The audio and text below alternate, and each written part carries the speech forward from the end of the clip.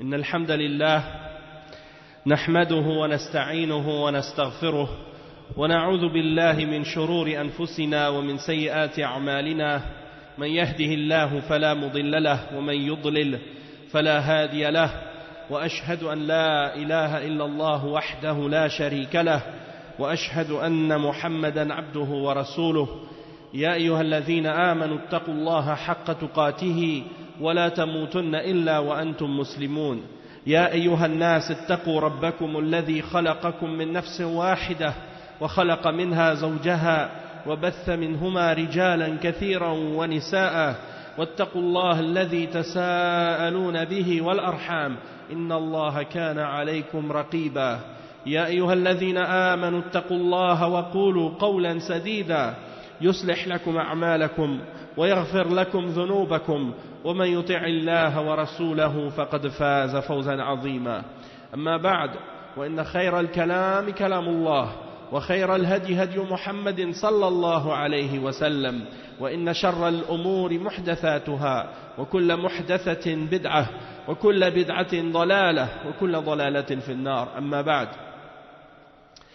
Donc, alhamdulillah Rabbil Alamin, aujourd'hui on commence la première journée de notre séminaire, le séminaire de la mosquée Dhun Nourayn avec les conférences qui sont préparées, qui ont été préparées pour vous, Inch'Allah, et on a un invité d'honneur, un invité spécial dans ce séminaire, et c'est notre frère, notre grand frère dans la da'wah, le frère Hassan Abu Asma, qui est venu pour participer avec nous dans ce séminaire et pour donner des conférences et des cours. Donc vous allez l'entendre Inch'Allah bientôt. Je commence donc la première conférence de la journée et c'est le sujet dont j'ai décidé de parler avec vous, c'est la lecture d'un des livres qui fait partie des fondements, parmi les fondements de la compréhension de la méthodologie de cette religion, de la méthodologie des pieux prédécesseurs et des imams de la religion. Et c'est le livre qui s'intitule Usul al-Sunnah. Usul al-Sunnah qui signifie, ou si on veut on peut le traduire en français comme étant les fondements de la Sunnah. Et c'est un livre écrit par un des grands imams parmi les imams de Ahl Sunnah wal Jama'a, et on l'appelle même imam ou Ahl Sunnah, c'est-à-dire l'imam des gens de la Sunnah, l'imam Ahmad ibn Hanbal rahimahullah. L'imam Ahmad ibn Hanbal, un des 4 imams auxquels on attribue un madhab parmi les 4 madhahib des gens de la Sunna. Et c'est le madhab qu'on appelle le madhab al-Hanbali. Et donc ce livre qu'on va lire ensemble, c'est justement, comme je vous dis, les fondements de la Sunna de l'imam Ahmad, avec les commentaires et les explications d'un parmi les grands ulama de notre époque, qui est décédé, rahimahullah, dans ce siècle, c'est le cheikh et l'imam Ahmad ibn Yahya al-Najmi, rahimahullah, qui s'intitule Itmamul Minnah bi Sharhi Usul al-Sunnah. Et qu'est-ce qu'on retrouve dans ce livre de l'imam Ahmad, Usul al-Sunnah? On retrouve des points fondamentaux qui nous aident à comprendre la croyance et la méthodologie de l'islam et de la sunna. Comment nos pieux prédécesseurs ont compris l'islam, comment ils ont compris le Coran et la sunna, comment ils ont suivi la croyance des sahaba et des tabi'in et de ceux qui les ont suivis de la meilleure façon. Et donc, c'est pas suffisant parfois d'avoir uniquement juste la connaissance du Coran et de la Sunna, de lire le Coran et la Sunna, de mémoriser le Coran. Beaucoup de gens sont des huffaz du Coran. Mais dans l'application, et quand c'est le temps de le mettre en application, ils mélangent entre le vrai et le faux et ils déforment la réalité de la signification de la révélation d'Allah parce qu'ils n'ont pas une méthodologie qui est claire. Ils ne se basent pas sur la méthodologie et la façon dont les salafs, les pieux prédécesseurs, ont compris la religion. Et donc c'est pour cette raison qu'il est important de retourner aux livres et aux écrits de nos pieux prédécesseurs pour savoir justement comment eux, ils ont compris la religion. C'était quoi leur méthodologie dans la compréhension de l'islam justement pour faire en sorte que leurs œuvres soient protégées de l'erreur et de l'égarement. Et donc ce grand imam qui est l'imam Ahmad ibn Hanbal, il est né en l'an, il dit في شهر ربيع الأول سنة 64 و100, c'est-à-dire en l'an 164 de la Hijra, 164 ans après la Hijra du prophète Mohammed sallallahu alayhi wa sallam. Et donc on peut voir que c'est pas n'importe qui, c'est pas quelqu'un qui est né dans notre siècle ou à notre époque, c'est quelqu'un qui est né à une époque qui était très proche de la période du prophète Mohammed sallallahu alayhi wa sallam et des Sahaba.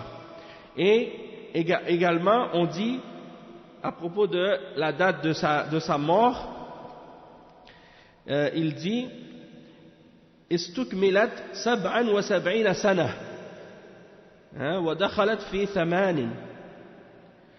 Et donc on dit qu'il a vécu à peu près 77 ans et il rentrait dans les 78 ans. Et donc c'est pour dire qu'il a quand même vécu plusieurs années. Toutes ces années qu'il a vécues, c'est dans la sunna, et dans la défense de la sunna. Et justement la raison pourquoi on l'a appelé imam Ahl Sunnah, c'est parce qu'il a été éprouvé, il a subi beaucoup d'épreuves durant sa vie. Et parmi les épreuves qu'il a subies, c'est le fait qu'il a défendu la aqida des salaf et la sunna durant la fitna qu'on appelle fitnatu ou mihnatu khalq al-Qur'an. Parce qu'à l'époque de l'imam Ahmed, il y a une secte parmi les sectes de déviation et d'égarement qui est apparue, qu'on appelle la secte des Mu'tazila. Et un des fondements de cette secte, c'est qu'ils nient les attributs d'Allah subhanahu wa ta'ala. Et donc ils disent que le Coran, c'est pas la parole d'Allah. Ils disent que le Coran est créé. Et parmi les gens qui propageaient les idéologies de cette secte, certains d'entre eux ont réussi à se rapprocher du khalifa de l'époque, qui était, à l'époque c'était, il y a eu Al-Wathiq, Al-Mu'tasim, et il y a eu, subhanallah, Al-Ma'moun, naam, barakallahu fikum. Donc Al-Ma'moun, c'était le khalifa de l'époque. Et lui, ce khalifa, il s'est fait entourer par un grand nombre d'entre les Mu'tazila. Et ils l'ont influencé et ils ont réussi à lui faire accepter leurs idéologies. Et donc, qu'est-ce qu'ils ont demandé au khalifa par la suite? C'est d'imposer cette croyance que le Coran est une création et non la parole d'Allah, de l'imposer par la force à tous les savants de l'époque et à tous les imams des mosquées et à tous les juges.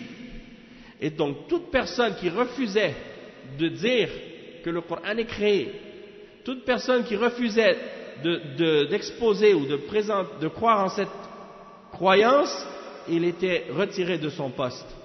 Et parfois il était même amené en prison, et torturé, et battu, et tué même.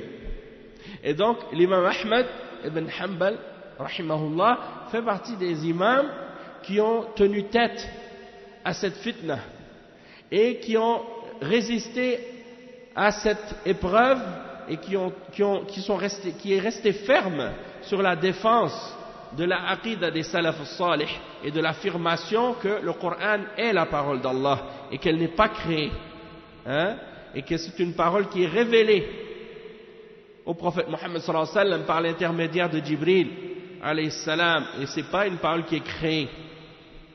Et donc il a été emprisonné et battu et torturé pendant des années. Le premier khalifa qui l'a enfermé, qui l'a fait torturer ou qui l'a fait arrêter, c'était Al-Ma'moun. C'est lui qui avait ouvert une maison qu'on appelle Dar al-Hikmah, dans laquelle il faisait traduire les écrits des philosophes grecs et des philosophes de l'Inde et des philosophes de l'Asie et de toutes les différentes civilisations, aux différents peuples, et il le faisait traduire en arabe, hein, sous l'influence des Mu'tazila. Puis le malheur dans ça, c'est qu'ils ont même à un certain moment donné commencé à essayer d'interpréter le Coran et les hadiths à la lumière de ce qu'ont écrit les philosophes grecs.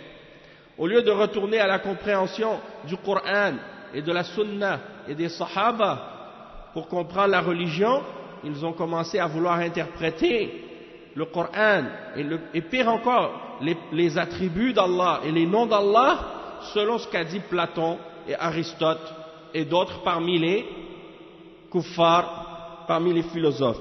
Alors, l'imam Ahmad, lui, comme je disais, il a tenu tête durant cette fitna et il est resté ferme.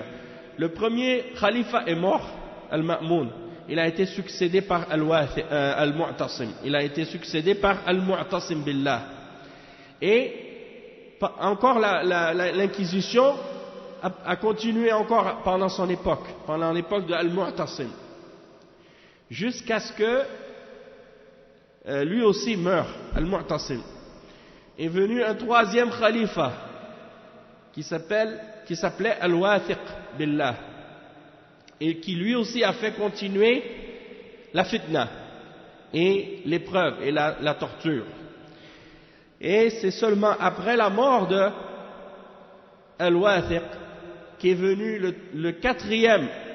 un quatrième khalifa qui lui n'était pas sur la croyance des Mu'tazila, qui s'appelait Al-Mutawakkil Billah.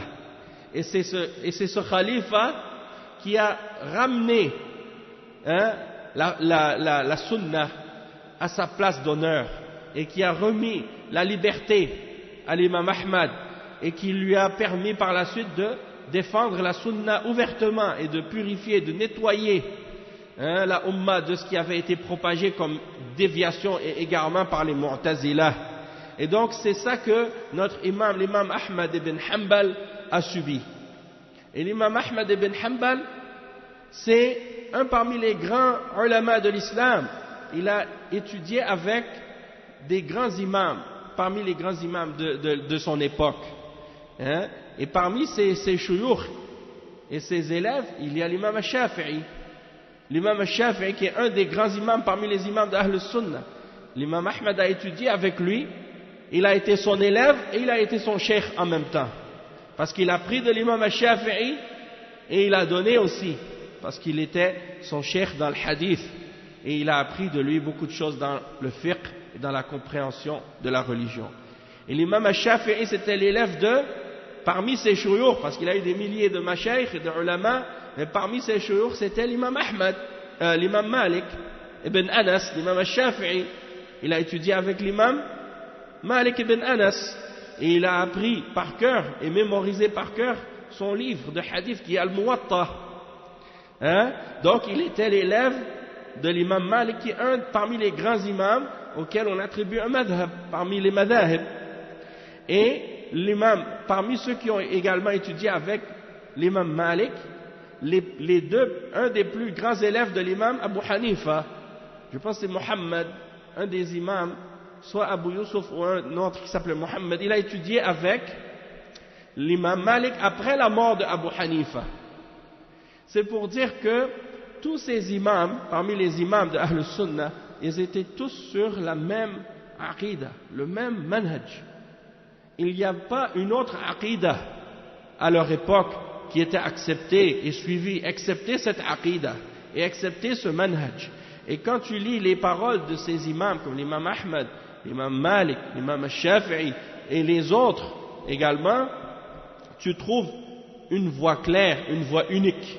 Il n'y a pas de divergence, même s'il y a des divergences dans l'ijtihad, dans certaines questions de fiqh, oui, mais dans l'aqida et le manhaj, c'est un seul et même manhaj, c'est le manhaj des pieux prédécesseurs, le manhaj des salafs.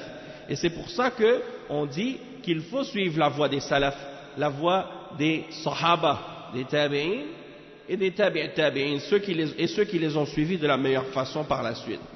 Parce qu'ils étaient tous sur la même voie. Et le prophète Mohammed sallallahu alayhi wa sallam, lorsque Allah subhanahu wa ta'ala a repris son âme, il a laissé les sahaba sur une seule et même aqida. une seule et même compréhension des fondements de la religion. Et les Sahaba ont enseigné cette compréhension et cette méthodologie à leurs élèves, les tabi'in. Et les tabi'in, eux aussi l'ont pris des élèves des Sahaba et ils l'ont transmise à la génération suivante. Et donc il y a une chaîne qui s'est disons, attachée depuis l'époque du prophète sallallahu alayhi wa sallam et qui a continué jusqu'à aujourd'hui, jusqu'à notre époque. Et donc c'est cette chaîne à laquelle on s'accroche et à laquelle on essaie de se rattacher pour être sûr que, Inch'Allah, notre compréhension de l'islam, notre croyance et notre méthodologie, elle est propre et elle est pure et elle est claire. Et donc, ayant fait cette introduction, on va commencer tout de suite maintenant avec la lecture de cette aqidah, Inch'Allah, et de ce livre de l'imam Ahmed, Inch'Allah. مقدمة الشارح الحمد لله رب العالمين والصلاة على أشرف الأنبياء والمرسلين أما بعد فإن العقيدة هي الأساس في الدين وما لم تكن عقيدة فلا دين يعني أن الدين لا يكون معتبرا إلا بالعقيدة الصحيحة فإذا كانت العقيدة غير صحيحة فالدين غير مستقيم ولا يكون مستقيما إلا بصحة العقيدة. Donc, qu'est-ce qu'il nous explique ici le Cheikh Ahmed al-Najmi rahimahullah? Il commence en disant premièrement louange à Allah, le Seigneur des mondes, et paix et salut sur le prophète Mohammed sallallahu alayhi wa sallam, le plus noble des messagers et des prophètes. Et ensuite il dit, sache que certes la aqidah, la croyance, c'est le fondement de la religion. Et que si il n'y a pas d'aqidah, s'il n'y a pas une croyance ferme qui est basée sur la certitude et la conviction, basée sur les textes et la compréhension des textes de la religion de l'islam, le Coran et la Sunna authentique, eh bien dans ce cas-là, il n'y a pas de religion du tout. S'il n'y a pas d'aqidah, il n'y a pas de religion. C'est-à-dire que la religion, elle ne peut être prise en considération et elle ne peut être considérée que si elle est basée sur une croyance et cette croyance doit être authentique. Parce qu'il y a des croyances qui sont fausses. Donc ce n'est pas n'importe quelle croyance qu'on doit avoir, mais en particulier la croyance qui est sahiha, c'est-à-dire qui est authentique. فإذا كانت العقيدة غير صحيحة, si cette croyance qu'on a, elle n'est pas authentique, elle n'est pas correcte, alors notre religion, elle n'est pas droite, elle n'est pas mustaqim. Et elle ne peut pas être droite et mustaqim, excepté si notre aqidah est propre et correcte, authentique.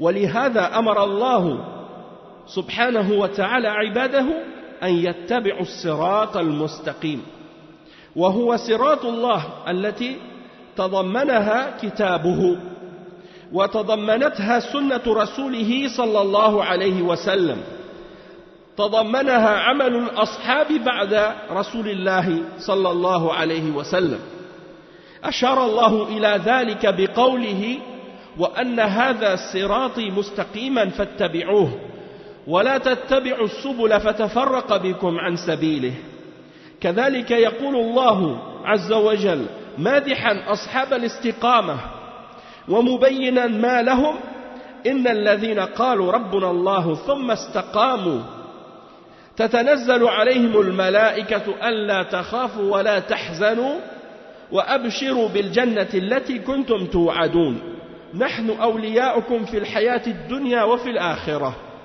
ولكم فيها ما تشتهي أنفسكم ولكم فيها ما تدعون أي ما تطلبون نزلا أي تكرمة وضيافة من غفور رحيم.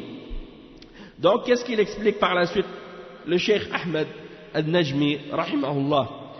Il dit que c'est pour cette raison que Allah subhanahu wa ta'ala il a ordonné à son serviteur de suivre le droit chemin, et c'est-à-dire la charia d'Allah. La charia d'Allah, c'est-à-dire la révélation d'Allah, la législation d'Allah. Qu'est-ce qu'il a révélé? C'est ça, la charia, ça signifie la législation d'Allah.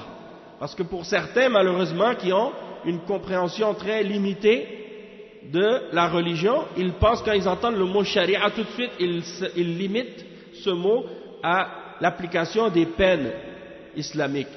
Et c'est sûr que les peines de l'islam font partie de la charia, mais c'est une partie de la charia.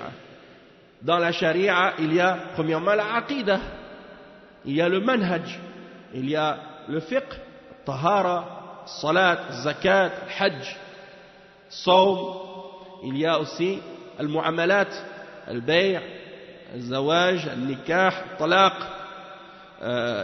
toutes les autres règles, al-fara'id, al-mirath, toutes ces règles-là, tout ça, ça fait partie de la charia. D'accord? Et quand on parle donc de charia, on parle de toutes ces choses-là ensemble.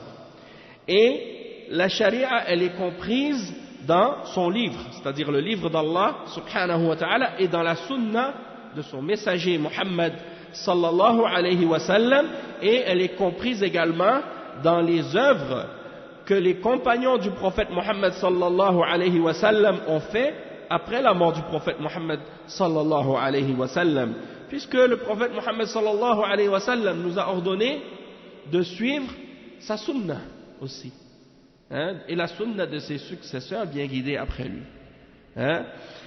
Et donc il mentionne, Allah subhanahu wa ta'ala indique cela dans le verset, dans Surat Al-An'am, dans lequel il dit: et voici mon chemin droit dans toute sa rectitude, alors suivez-le, et ne suivez pas les petits sentiers qui vous diviseront de son chemin.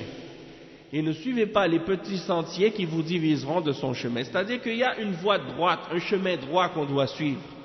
Puis, le prophète sallallahu alayhi wa sallam a mentionné ce verset après avoir fait une ligne sur le sol. Et il a dit, ça c'est le chemin d'Allah, le chemin droit. Et à gauche et à droite de ce trait qu'il a dessiné, il a fait des petits traits qui sortent de cette ligne droite. Et il a dit, ça c'est de petits sentiers, et à la tête de chacun de ces petits sentiers, il y a un diable qui appelle les gens à le suivre.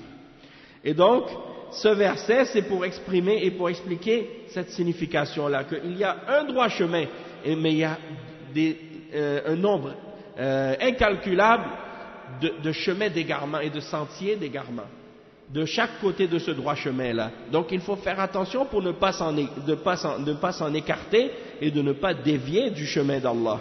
Et donc il dit, et voici mon droit chemin dans toute sa rectitude, alors suivez-le et ne suivez pas les petits sentiers qui vous diviseront de son chemin. Et il dit, et c'est ainsi que Allah subhanahu wa ta'ala mentionne également, en glorifiant les gens de la droiture et en leur clarifiant, il dit, ceux qui ont dit notre Seigneur est Allah, puis qui se sont mis droite, istaqamu, ils se sont mis droit sur le droit chemin et ils se sont accrochés fermement à la religion, les anges descendent sur eux au moment de leur mort. Et ils leur disent, ne craignez rien et ne soyez pas attristés, et recevez la bonne annonce, la bonne nouvelle d'un paradis qui vous avait été promis. Nous sommes vos alliés dans cette vie d'ici-bas et dans l'au-delà, et vous y trouverez tout ce que vos âmes peuvent désirer, et vous avez dedans tout ce que vous pouvez demander. Et c'est-à-dire, donc, tout ce que vous demandez à Allah, vous le retrouvez dans le paradis. Nuzulan min ghafurin rahim. C'est-à-dire, Allah, il vous donne ça comme générosité, et du fait que vous êtes ses invités et ses hôtes dans le paradis, et c'est un pardonneur et un miséricordieux. Il dit ensuite, يقول محذرا عبده ورسوله صلى الله عليه وسلم وتحذير لأمته من بعده ثم جعلناك على شريعة من الأمر فاتبعها ولا تتبع أهواء الذين لا يعلمون إنهم لن يغنوا عنك من الله شيئا وإن الظالمين بعضهم أولياء بعض والله ولي المتقين. تضمنت هذه الآية أمرا باتباع الشريعة ونهيا عن اتباع غيرها مما يدعون إلى غير سبيل الله أو ممن يدعون إلى غير سبيل الله. وأخبر الله عز وجل أن المتمسكين بدينه والمتبعين لشريعته المستقيمين عليها أنهم أولياء الله والله وليهم. أما أصحاب السبل الخارجة عن سبيله التاركة له فإن بعضهم أولياء بعض وليس لهم من ولاية الله شيء. وهذا يتضمن أن يؤخذ بكتاب الله لأنه هو الأصل، ويؤخذ بسنة رسول الله صلى الله عليه وسلم لأنها المفسرة لكتاب الله، ويؤخذ بما كان عليه رسول الله صلى الله عليه وسلم وما كان عليه أصحابه من بعده. Et donc le cheikh il explique ensuite que Allah subhanahu wa ta'ala il dit pour avertir son serviteur et son messager et en même temps pour avertir toute sa umma après lui, ce qu'il dit dans le verset 18 et 19 dans Surat Al-Jathiyah. Et il dit, puis par la suite nous t'avons mis sur la charia de l'ordre, la voie de l'ordre.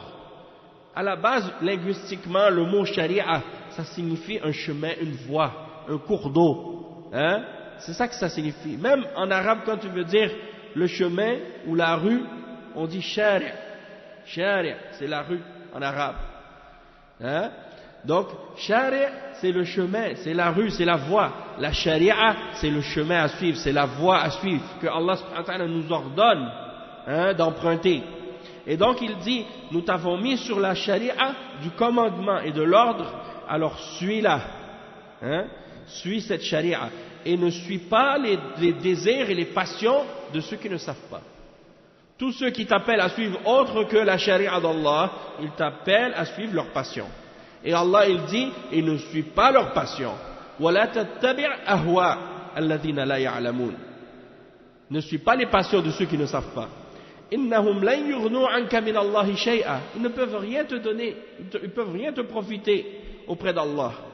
Et les injustes sont alliés les uns des autres, tandis qu'Allah est l'allié des pieux.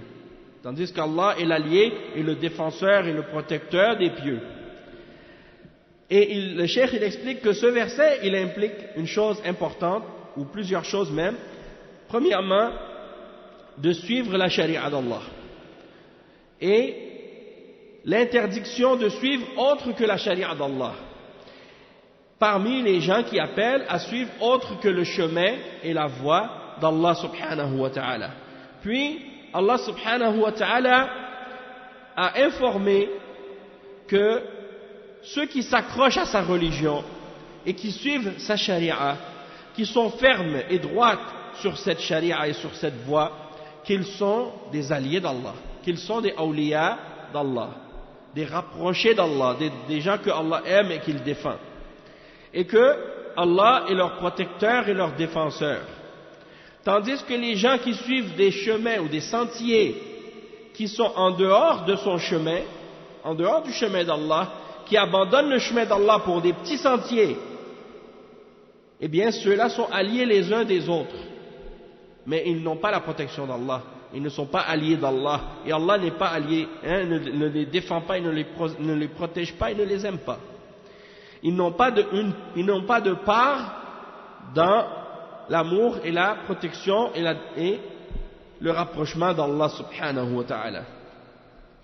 Et il dit donc que ça implique une chose de notre part, c'est qu'on doit s'accrocher au livre d'Allah subhanahu wa ta'ala, le Coran. Parce que c'est le Coran qui est la base de la religion. Pour connaître Allah, pour connaître ses lois, pour connaître son adoration et ainsi de suite.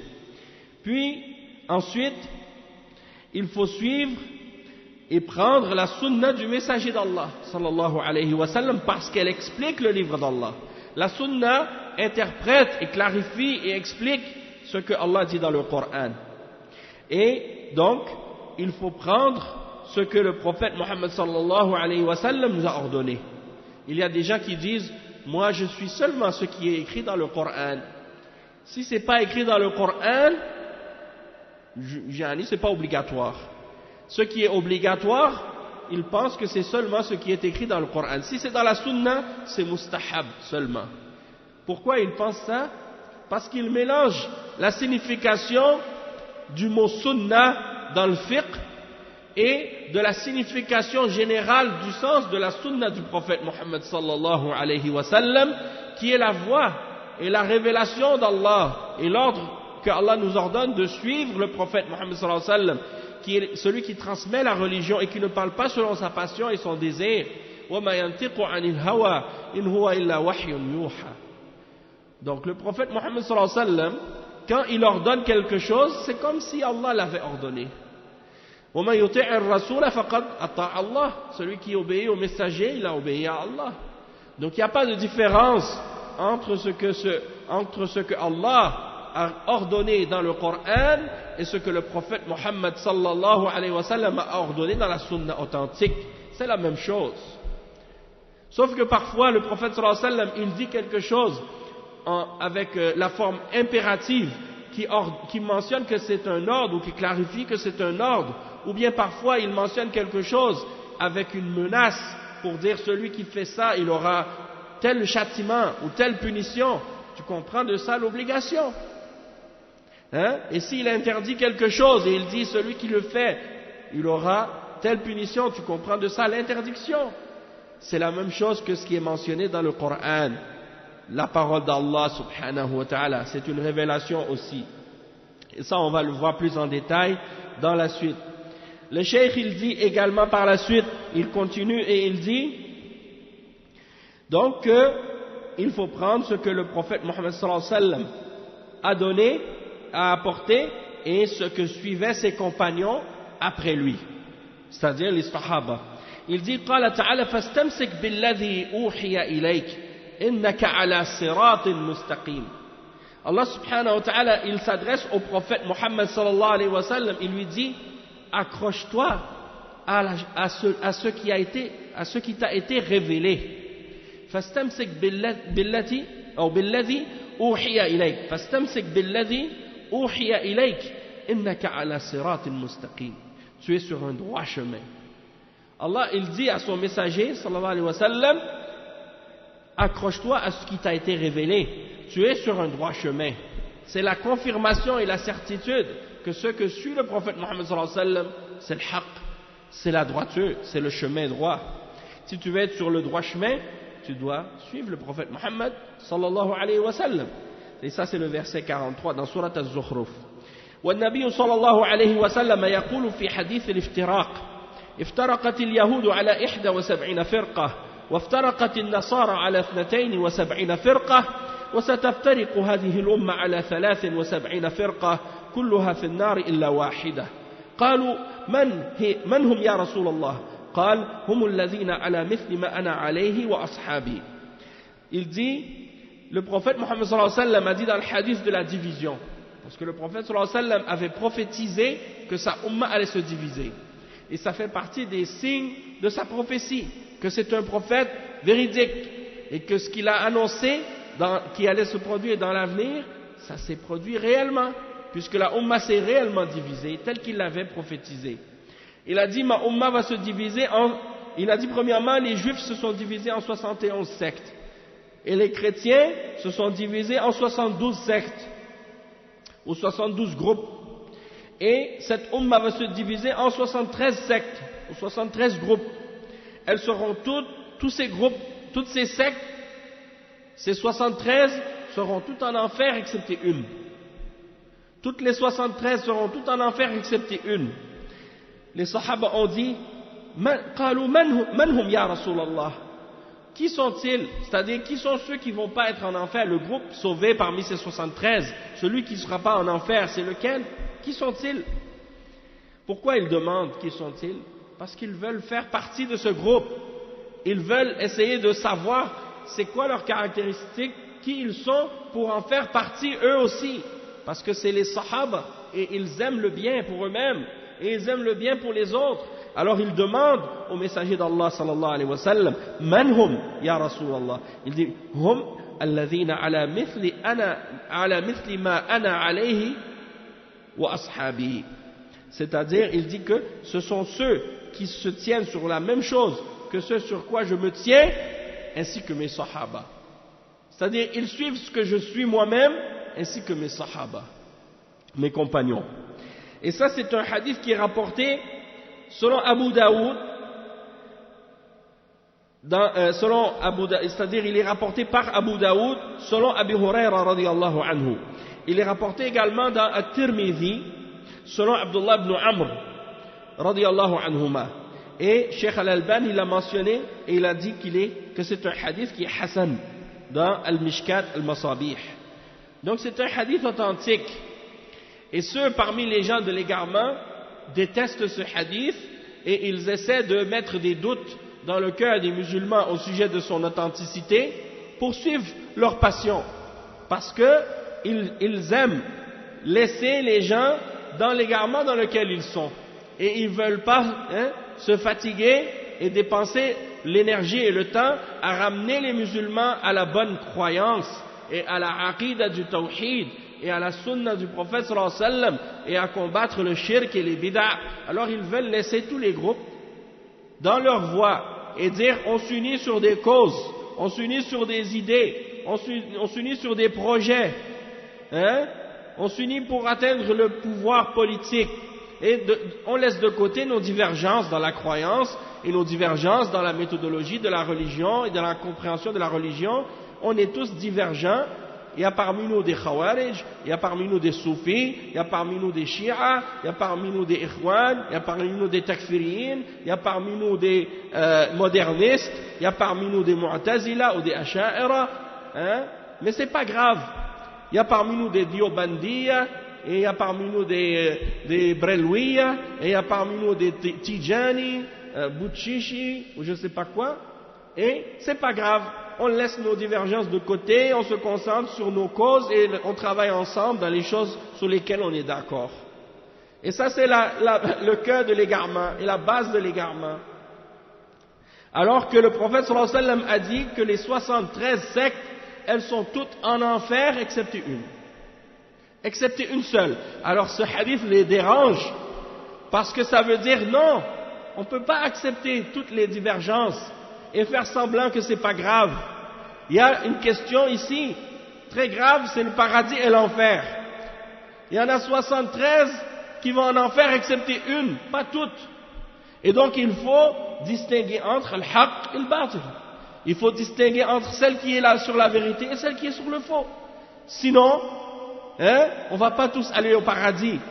On ne va pas tous être sauvés et sur la voie de la guidance. Mais aussi, il faut comprendre, juste en passant, que si le prophète sallallahu alayhi wa sallam dit que ces 73 sectes, elles sont toutes en enfer excepté une, ça ne veut pas dire qu'elles sont toutes mécréantes excepté une. Parmi les déviations et les égarements de ces différentes sectes, il y a des égarements qui sont du kufr ou du shirk majeur, et ces groupes-là, il n'y a pas de doute que ceux qui sont dans le kufr et dans le shirk majeur, oui, ils méritent l'enfer éternel. Mais ceux qui sont dans du kufr asghar ou du shirk asghar, c'est-à-dire du shirk ou du kufr mineur, ou des bid'a qui ne font pas sortir de l'islam, ou des péchés parmi les kaba'ir, ceux-là, même s'ils rentrent en enfer, ils ne vont pas y demeurer éternellement. Puisque toute personne qui a une graine de moutarde de foi, il ne va pas rester éternellement en enfer. Et il va sortir de l'enfer par la shafa'a, soit du prophète sallallahu alayhi wa sallam ou la shafa'a des prophètes ou des salihin, à condition qu'il n'a pas commis de shirk akbar ou de kufr akbar. D'accord? Mais c'est quand même, il est sous la menace. Ça veut dire huwa tahta al-wa'id. Il est sous la menace de ce hadith quand il est dans une voie parmi les voies de l'égarement. Et c'est ça le danger. Et c'est ça qui déplaît à ces gens de déviation et d'égarement, parce qu'ils ne veulent pas dire à des différents groupes que vous êtes sous la menace de l'enfer si vous ne quittez pas vos innovations et vos égarements.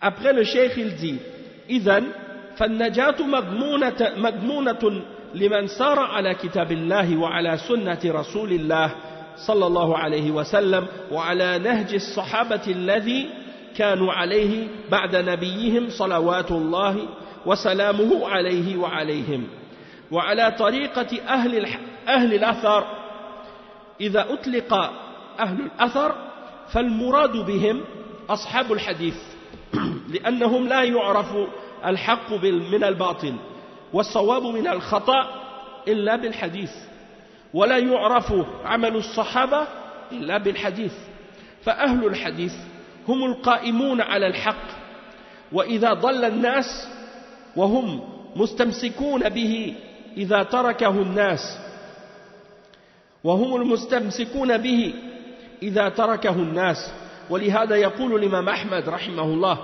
إن لم يكن أهل الحديث أولياء الله فلا أدري من هم فإذا فقدوا من الأرض اتخذ الناس رؤوسا جهالا فأفتوا بغير علم فضلوا وأضلوا يعني هذا الكلام للإمام أحمد في أخرجه الإمام الحاكم في معرفة علوم الحديث عن الإمام أحمد بن حنبل وقد سئل عن معنى الحديث لا يزال طائفة أو لا يزال ناس من أمتي منصورين لا يضرهم من خذلهم حتى تقوم الساعة فقال إن لم تكن هذه الطائفة المنصورة أصحاب الحديث فلا أدري من هم. C'est-à-dire, on va traduire donc cette explication que le cheikh a donnée. Il dit donc on comprend du hadith des 73 sectes que le salut est uniquement garanti pour celui qui suit le livre d'Allah et la sunna du messager sallallahu alayhi wa sallam sur la voie des sahaba et ceux qui le suivaient après leur prophète sallallahu alayhi wa sallam et sur la voie des gens de Al-Athar. Et Al-Athar, quand on parle des gens de Al-Athar, Al-Athar on peut traduire par la narration. C'est soit la narration du prophète, les hadiths du prophète Mohammed sallallahu alayhi wa sallam, on peut les appeler Athar, le pluriel c'est Athar, hein?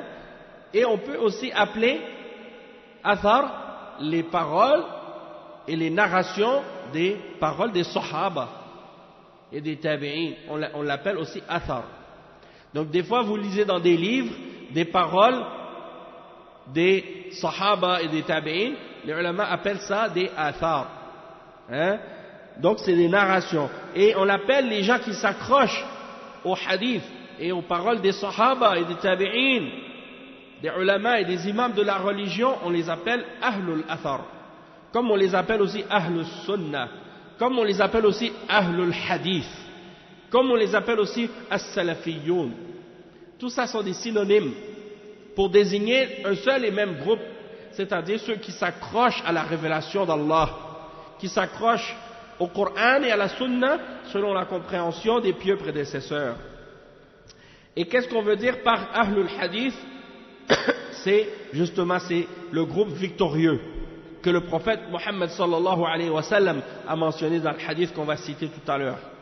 Parce que il dit qu'on ne peut pas connaître la vérité de ce qui est faux, on ne peut pas connaître ce qui est correct de ce qui est erreur, excepté en suivant ou en connaissant le hadith. Et on ne peut pas connaître l'action des Sahaba et qu'est-ce qu'ils ont fait comme religion, excepté en suivant le hadith. Et donc, les gens qui s'accrochent et qui se tiennent sur la vérité, lorsque les hommes s'égarent, et lorsque les gens abandonnent la vérité, eux, ils restent accrochés à la vérité, ce sont les gens du hadith. On les appelle aussi al-ghuraba, les étrangers, hein, ceux qui viennent à la fin des temps. Ils restent accrochés à la vérité alors que le reste des gens s'égarent. Il dit que l'imam Ahmad ibn Hanbal rahimahullah, lorsqu'il a mentionné le hadith, les hommes resteront, un groupe de ma umma ou des gens de ma umma resteront toujours victorieux, et ceux qui les abandonnent parmi les gens de la vérité, lorsque viennent les épreuves et les difficultés, il y a des gens de la vérité qui deviennent faibles à ce moment-là. Quand il y a des difficultés et des épreuves, il y a des gens qui sont avec les gens de la vérité et quand l'épreuve arrive, les difficultés arrivent, ils s'affaiblissent un peu, ou bien ils deviennent faibles. Alors ils abandonnent les gens de la vérité à ce moment-là et ils disent moi je ne peux pas parce que c'est trop dur pour moi maintenant. Alors ils délaissent les gens de la vérité à ce moment-là. Au moment où les gens de la vérité ont le plus besoin de leur support et de leur aide, eux ils disparaissent. C'est ce qu'on appelle al-mukhadhila.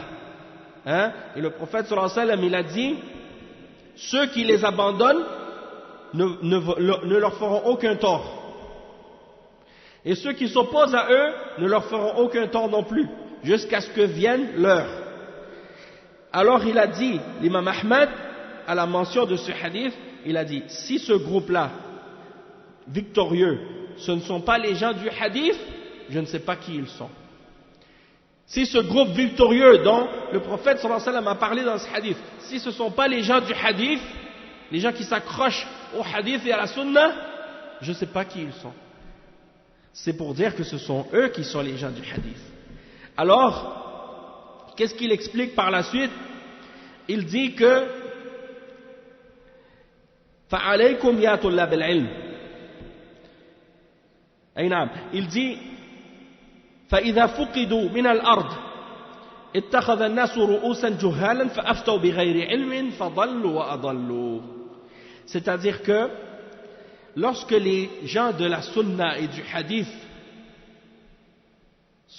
disparaissent et qu'ils n'existent plus sur la terre, il dit à ce moment-là, qu'est-ce qui arrive? Les hommes prennent des ignorants comme chefs ou comme référence. Et ils vont vers les ignorants pour leur poser des questions, et ces ignorants vont répondre et donner des verdicts religieux sans science. Alors ils vont s'égarer eux-mêmes et ils vont égarer les autres avec eux. Et ça c'est un hadith qui est rapporté selon Abdullah ibn Amr ibn al-As radiyallahu anhu du prophète sallallahu alayhi wa sallam, qui mentionne qu'à la fin des temps, Allah il enlève la science. Il n'enlève pas la science en retirant la science de la personne, en l'enlevant de son cœur, après qu'il l'ait apprise. Non, il enlève la science par la mort des savants. Il fait mourir les savants, les uns après les autres, jusqu'à ce qu'il ne reste plus de savants. Alors qu'est-ce qui arrive par la suite? C'est les ignorants qui en profitent, et les gens les mettent à la tête, et ils leur posent des questions sur la religion, et ils s'égarent et ils égarent les autres. Et cette situation-là, elle représente très bien la réalité dans laquelle nous sommes, nous, en particulier au Canada ou en Amérique du Nord ou en Europe, loin des pays musulmans et loin des ulama, si on ne retourne pas aux hommes de science et aux savants. Parce que malheureusement, parfois, c'est ça ce qui se passe. Beaucoup de musulmans parmi les gens de la masse, eh bien, ils ne connaissent pas parfois qui sont les ulama de l'islam à notre époque. Et les gens de bid'a parmi les hizbiyin et les différents groupes de différentes tendances à notre époque, ils font tout ce qu'ils peuvent et tout ce qui est en leur pouvoir pour mettre entre les gens et les ulama des barrières, pour que les musulmans ne connaissent pas qui sont les ulama, pour que les musulmans, quand ils ont des questions ou des divergences ou des problèmes, au lieu de retourner aux ulama, ils demandent à leur tête parmi les groupes et les gens de la hizbiyya et de la bid'a. Et c'est ça le grand malheur d'être éloigné des ulama. Et l'éloignement des ulama, c'est pas seulement physiquement. Quelqu'un peut être très proche dans un pays où il y a des ulama et vivre très proche des ulama, mais parce qu'il est éloigné des ulama dans son cœur, à cause des bid'a, des shubuhat et des passions, malgré qu'il est proche d'eux et il est à proximité des ulama, il ne profite pas des ulama et il ne connaît pas les ulama. Pourquoi? Parce qu'il y a encore là une barrière entre lui et les ulama, malgré qu'il est près d'eux. Nasallallahu al-afiyya. Et le cheikh il explique et il dit فَعَلَيْكُمْ يَا طُلَّابَ الْعِلْمِ بِطَرِيقَةِ أَهْلِ الْحَدِيثِ لِتَتَفَقَّهُوا فِي الدِّينِ ولتتعلموا العقيدة الصحيحة التي يرضى الله على عباده باتباعها ولا تحيدوا عنها يمنة ولا يسرة فإن الحياد anha dalalun wa halaka. Il dit donc, ô vous, ceux qui recherchez la science, parmi les tullab al-ilm, accrochez-vous à la voix des gens du hadith et cherchez la compréhension de votre religion pour apprendre la bonne croyance qui plaît à Allah et que Allah a agréé et qu'il a agréé pour ses serviteurs de la suivre.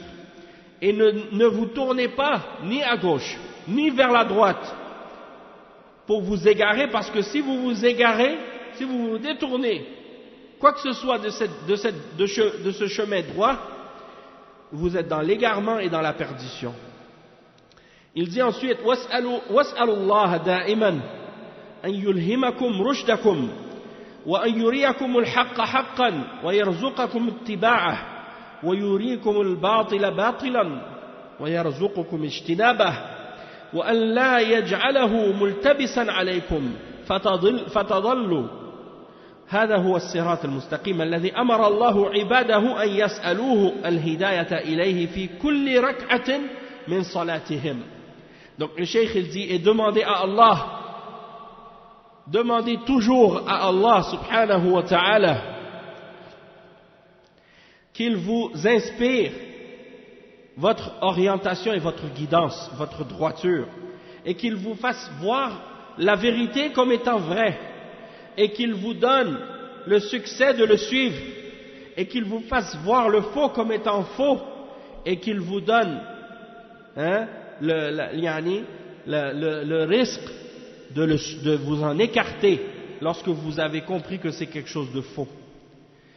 Et qu'il ne fasse pas que les questions de la religion deviennent confuses pour vous, et que vous vous égariez par la suite à cause de cela. Il dit, voilà le droit chemin que Allah subhanahu wa ta'ala ordonne à ses serviteurs de lui demander la guidance vers celui-ci dans chaque rak'a de la salat qu'il fait. إذ إن الله عز وجل أوجب على لسان رسوله قراءة سورة الفاتحة في كل ركعة وجعلها شرطا في صحة الصلاة. Il dit parce que Allah subhanahu wa ta'ala a ordonné par la langue de son messager de réciter surat al-Fatiha dans chaque rak'a, et il a fait de cette récitation une condition pour que la prière soit valable. وهذه السورة قد تضمنت أمورا وسنرى هذه الأمور في الجلسة القادمة إن شاء الله من قراءة هذه الرسالة، ونتوقف عند هذا الحد إن شاء الله. بارك الله فيكم وجزاكم الله خيرا، وصلى الله وسلم على نبينا محمد وعلى آله وصحبه أجمعين. Et donc on va s'arrêter ici pour l'explication de cette parole de l'introduction du livre, et on continuera à la prochaine intervention Inch'Allah avec qu'est-ce que comprend la sourate al-Fatiha, un petit résumé pour savoir qu'est-ce que comprend comme guidance sourate al-Fatiha, avant de commencer dans le cœur du sujet qui est l'explication de les fondements de la sunna de l'imam Ahmad. Subhanaka Allahumma bihamdik, ashhadu an la ilaha illa ant, astaghfiruka wa atubu ilayk. Wassalamu alaykum wa rahmatullahi wa barakatuh. Et dans 10 minutes, Inch'Allah, le frère Hassan, il va commencer donc sa conférence, et Inch'Allah, vers 14h20, on aura le repas, Inch'Allah. Non, 16h20, oui. 16h20, pardon.